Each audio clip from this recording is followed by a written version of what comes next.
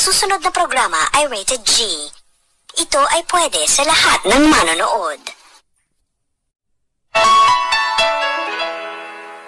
Ang susunod na programa ay rated PG. Ito ay nangangailangan ng patnubay at gabay ng magulang para sa mga batang manonood.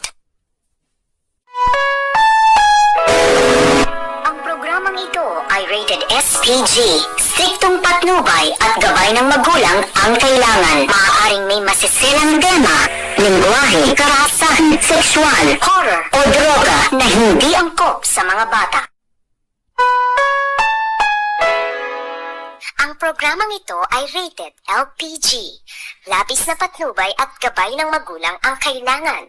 Maaaring makapaminsala pag napabayaan habang nagluluto ng sinigang, adobo, batching, okoy, ginataan. Ilayo sa mga bata nang hindi mapaglaruan.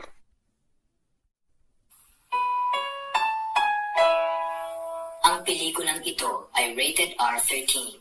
Maaaring may tema, lengguwahe, karahasan, nudity, sexual, katatakutan, at droga na maaaring hindi angkop sa may edad na mababa sa 13 taong.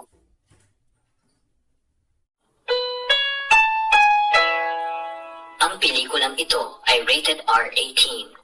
Maaaring may tema, lengguwahe, karahasan, nudity, sexual, katatakutan, at droga na maaaring hindi angkop sa mga may edad na mababa sa 18 taong gulang.